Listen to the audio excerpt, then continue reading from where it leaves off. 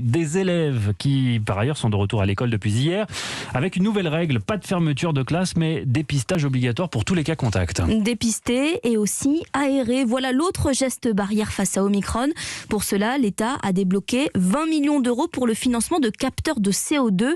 Une école sur 5 est équipée de ce petit boîtier, un thermomètre qui indique la qualité de l'air dans la classe. Oui, mais encore faut-il pouvoir ouvrir la fenêtre. Louise Salé. Aérer la classe toutes les heures, c'est la consigne maintes fois répétée aux professeurs.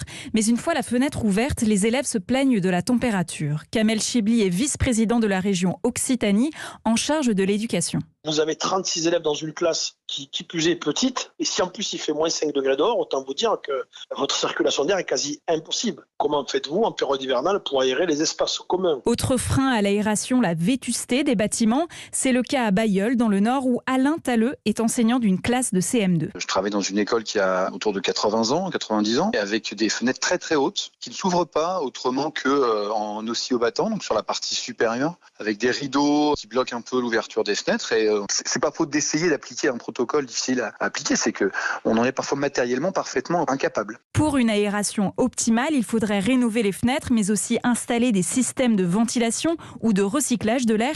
Des travaux qui coûteraient très cher à l'État, 300 millions d'euros par exemple, pour des purificateurs d'air dans tous les établissements français. Les précisions de Louise Salé.